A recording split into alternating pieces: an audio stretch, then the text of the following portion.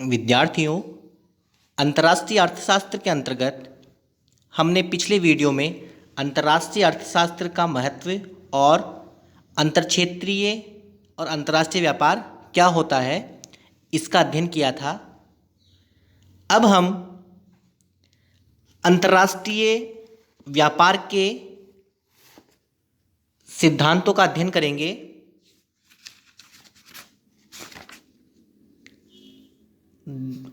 दो देशों के बीच व्यापार क्यों होता है, इसकी क्या वजह है, इसके लिए अलग अलग अर्थशास्त्रियों ने अलग अलग सिद्धांत प्रस्तुत किए हैं। इसमें पहला सिद्धांत है निरपेक्ष लाभ सिद्धांत। इसका प्रतिपादन एडम स्मिथ ने किया था। दूसरा है तुलनात्मक लागत लाभ सिद्धांत। ये सिद्धांत डेविड रिकार्डो ने दिया था। तीसरा है अवसर लागत सिद्धांत, इसे हैबरलर ने दिया था। और चौथा है हेक्सचर ओहलिन का सिद्धांत, इसे हेक्सचर और ओहलिन ने दिया था। अब हम पहला सिद्धांत निरपेक्ष लाभ सिद्धांत को समझेंगे। इस सिद्धांत का प्रतिपादन अर्थशास्त्र के पिता एडम स्मिथ ने किया था। एडम स्मिथ ने 1776 में एक बुक लिखी थी जिसका नाम है an inquiry into the nature and causes of the wealth of nations. आपको स्क्रीन के ऊपर नीचे रेड कलर में उस बुक का नाम दिखाई दे रहा है। इस बुक में एडम स्मिथ ने अंतर्राष्ट्रीय व्यापार से संबंधित अपने विचार प्रस्तुत किए थे।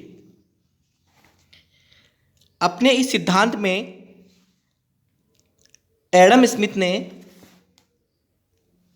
बताया कि दो देशों में व्यापार उस स्थिति में होता है यदि उनमें से एक देश को एक वस्तु के उत्पादन में निरपेक्ष लाभ है तथा दूसरे देश को दूसरी वस्तु के उत्पादन में निरपेक्ष लाभ है। स्मिथ ने निरपेक्ष लाभ का कारण श्रम विभाजन और विशिष्टीकरण को माना है। इन्होंने स्वतंत्र प्रतियोगिता का समर्थन किया है और सरकारी हस्तक्षेप की आलोचना की है। अब हम निरपेक्ष लाभ के सिद्धांत की मान्यताएं पढ़ेंगे। इसकी सिद्धांत की पहली मान्यता है दो देश, दो वस्तु और एक साधन श्रम को इन्होंने माना है। दूसरी मान्यता है श्रम एक देश में गतिशील है जबकि दो देशों के बीच अगतिशील है। मतलब देश के अंदर श्रम गतिशील है, एक जगह से दूसरी जगह जा सकता है, लेकिन देशों के बीच में यह अगतिशील है। तीसरा है अंतर्राष्ट्रीय व्यापार का आधार श्रम विभाजन व विशिष्टीकरण को माना है। एडम स्मिथ ने निरपेक्ष लाभ का जो सिद्धांत है इसका आधार है श्रम विभाजन और विशिष्टीकरण। इनके अनुसार प्रत्येक देश ऐसी वस्तु के उत्पादन में विशिष्टीकरण करता है जिसे वह सबसे कम लागत पर बना सकता है और दूसरा देश उस वस्तु का उत्पादन करेगा और उसमें विशिष्टीकरण करेगा जिसे वह कम लागत पर बना सकता है। इस प्रकार से अगर दोनों देश आपस में व्यापार करते हैं तो इससे उत्पादन के साधनों का कुशलतम उपयोग होता है और दोनों ही देशों को व्यापार से लाभ होता है। फिर अगली मान्यता है दोनों देश दो समरूप वस्तुओं का उत्पादन करते हैं। फिर नेक्स्ट है श्रम की सभी इकाइयां समरूप होती है। इसका मतलब है श्रम समान रूप से कुशल है। अगली मान्यता है स्वतंत्र व्यापार नीति, अर्थात सरकारी हस्तक्षेप नहीं पाया जाता। अर्थव्यवस्था में किसी प्रकार का सरकारी हस्तक्षेप नहीं पाया जाता। फिर अगली मान्यता है, दोनों देशों में वस्तु विनिमय प्रणाली के आधार पर व्यापार होता है। वस्तु विनिमय प्रणाली में एक वस्तु की जगह दूसरी वस्तु को लेन देन के लिए प्रयोग करना, वो वस्तु विनिमय प्रणाली कहलाती है। जैसे किसी ने गेहूं दे दिए, कपड़ा ले लिया, चावल दे दिए, जूट ले लिया, ये वस्तु विनिमय प्रणाली में होता है। तो इन्होंने माना था कि वस्तु विनिमय प्रणाली के आधार पर व्यापार होता है। फिर अगली मान्यता है, तकनीकी ज्ञान स्थिर रहता है। फिर है, श्रम बाजार में पूर्ण प्रतियोगिता पाई जाती है। परिवहन लागत की अनुपस्थिति। और अगली मान्यता है, दोनों वस्तुओं की कीमत श्रम लागत द्वारा निर्धारित होती है। मतलब किसी वस्तु की कीमत उसमें लगने वाले श्रम से निर्धारित होती है। अब हम तालिका के द्वारा इस सिद्धांत को समझ सकते हैं।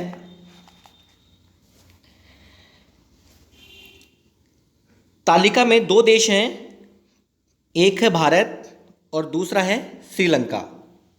दोनों देश दो वस्तुओं का, गेहूं और कपड़े का उत्पादन करते हैं और दोनों ही देशों में प्रत्येक श्रमिक 1 घंटे कार्य करता है।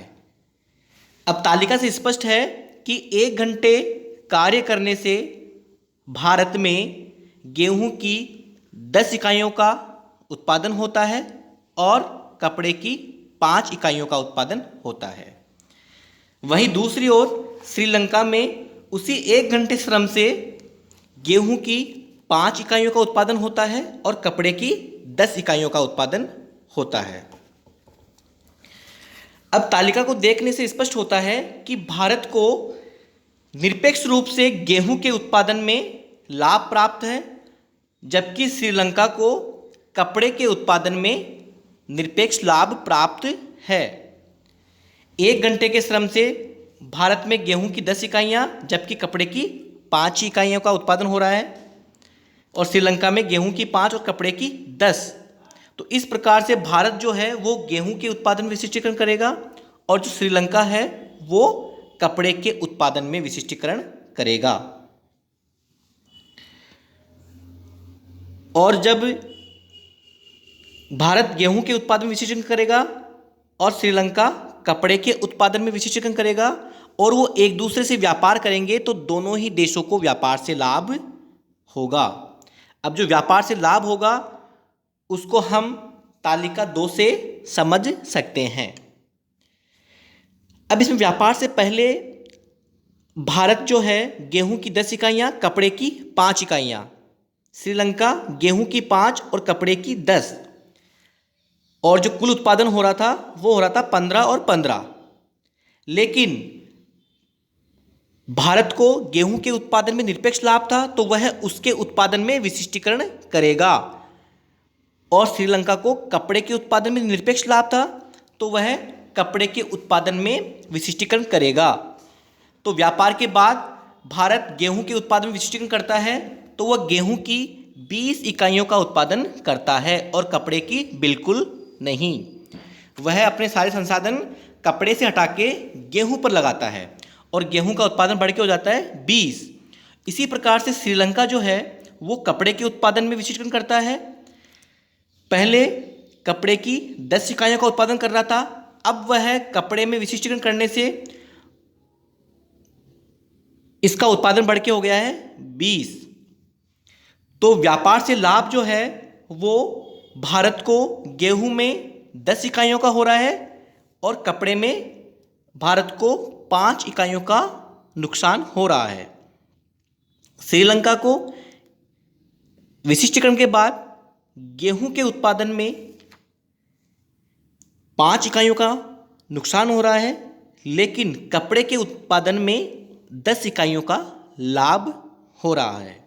तो इस प्रकार से हम अगर व्यापार से लाभ देखें तो दोनों ही देशों को 5-5 इकाइयों का लाभ प्राप्त हो रहा है। तो एडम स्मिथ ने यह बताया कि इस सिद्धांत के अनुसार एक देश उस वस्तु के उत्पादन में विशिष्टीकरण करता है जिसमें उसे निरपेक्ष लाभ प्राप्त हो दूसरे देश की तुलना में, और इसी प्रकार से दूसरा देश भी ऐसे ही करता है। जब दोनों देश विशिष्टीकरण करते हैं और व्यापार करते हैं तो दोनों ही देशों को व्यापार से लाभ प्राप्त होता है। अब हम निरपेक्ष लाभ सिद्धांत को इस डायग्राम के द्वारा भी समझ सकते हैं।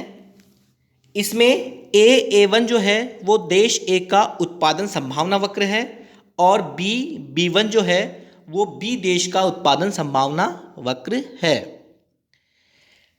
अब चित्र से स्पष्ट हो रहा है कि जो देश A है उसको X वस्तु गेहूं के उत्पादन में निरपेक्ष लाभ प्राप्त है B देश की तुलना में। B देश जो है वो गेहूं की 5 इकाइयों का उत्पादन कर रहा है और देश जो A है वो 10 इकाइयों का उत्पादन कर रहा है। तो इस प्रकार देश ए को गेहूं के उत्पादन X वस्तु के उत्पादन में निरपेक्ष लाभ प्राप्त हो रहा है। उसी प्रकार से देश बी को Y वस्तु के उत्पादन में निरपेक्ष लाभ प्राप्त है क्योंकि वह ए देश की तुलना में Y वस्तु का उत्पादन ज्यादा कर रहा है। तो इस प्रकार से देश ए को X वस्तु गेहूं के उत्पादन में निरपेक्ष लाभ है और देश बी को Y वस्तु कपड़े के उत्पादन में निरपेक्ष लाभ प्राप्त है। तो यह दोनों ही देशों के लिए लाभदायक होगा कि देश ए तो X वस्तु गेहूं के उत्पादन में विशिष्टीकरण करे और देश बी जो है वो Y वस्तु कपड़े के उत्पादन में विशिष्टीकरण करे और दोनों ही देश आपस में व्यापार करें तो दोनों ही देशों को व्यापार से लाभ प्राप्त होगा। अब है इसकी आलोचनाएं। एडम स्मिथ ने यह माना था कि उत्पादन लागतों में अंतर के कारण विदेशी व्यापार होता है, लेकिन उन्होंने यह नहीं बताया कि जो लागतों में अंतर होता है वो क्यों होता है। तो इसके आधार पर भी इसकी आलोचना की जाती है। दूसरी आलोचना है यह सिद्धांत उन देशों पर लागू नहीं होता जिनके पास अन्य देशों की तुलना में किसी भी वस्तु के उत्पादन में विशिष्टता नहीं है। यह सिद्धांत यह बताता है कि एक देश को एक वस्तु के उत्पादन में निरपेक्ष लाभ प्राप्त होगा और दूसरे देश को दूसरी वस्तु में निरपेक्ष लाभ प्राप्त होगा। इसलिए एक देश एक वस्तु में विशिष्टीकरण करता है और दूसरा देश दूसरी वस्तु में विशिष्टीकरण करता है। लेकिन ऐसी स्थिति भी हो सकती है कि किसी भी देश को किसी भी वस्तु में विशिष्टीकरण प्राप्त नहीं हो लेकिन फिर भी व्यापार होता है, तो इस केस में यह सिद्धांत लागू नहीं होता। तीसरी इसकी आलोचना की जाती है। इन्होंने माना था कि तकनीकी ज्ञान अपरिवर्तित रहता है लेकिन तकनीकी ज्ञान में परिवर्तन होता रहता है। फिर अगली आलोचना है इसकी, इन्होंने माना था कि यह दो देशों पर लागू होता है लेकिन अगर दो से अधिक देश हो तो वहां पर यह लागू नहीं होता। इन्होंने पूर्ण रोजगार की मान्यता मानी थी लेकिन वास्तविक रूप से पूर्ण रोजगार नहीं पाया जाता। फिर है साधनों की अगतिशीलता अव्यवहारिक है। इन्होंने देशों के बीच में साधन को अगतिशील माना था जबकि साधन एक देश से दूसरे देश में किसी प्रकार के प्रतिबंध उन पे लागू नहीं होते। तो यह मान्यता भी इसकी अव्यवहारिक है। अगली आलोचना की जाती है इनकी, पूर्ण विशिष्टीकरण असंभव है। इन्होंने माना था कि एक देश एक वस्तु के उत्पादन में विशिष्टीकरण करता है और दूसरा देश दूसरी वस्तु के उत्पादन में विशिष्टीकरण करता है। इन्होंने पूर्ण विशिष्टीकरण की बात कही थी लेकिन यह असंभव है। अगर व्यापार करने वाले एक देश बड़ा है और दूसरा देश छोटा है, अगर इन दोनों के बीच में व्यापार होता है तो जो बड़ा देश है उसमें पूर्ण विशिष्टीकरण नहीं होगा, जबकि छोटे देश में पूर्ण विशिष्टीकरण हो सकता है, क्योंकि छोटा देश जो भी उत्पादन करेगा वो उस बड़े देश को निर्यात कर देगा, क्योंकि वहाँ पर बाजार अवेलेबल है। लेकिन जो बड़ा देश है वो उत्पादन करेगा तो इतना बाजार नहीं है छोटे देश के पास में कि वह अपना पूरे का पूरा उत्पादन वहाँ पर खपा सके, इसलिए पूर्ण विशिष्टीकरण असंभव है। फिर है, इन्होंने मान्यता मानी थी कि स्वतंत्र व्यापार की मान्यता थी, लेकिन स्वतंत्र व्यापार में अनेक बाधाएं आती हैं। देशों के द्वारा कोटा, टैरिफ, इनके द्वारा उनके ऊपर प्रतिबंध लगाए जाते हैं।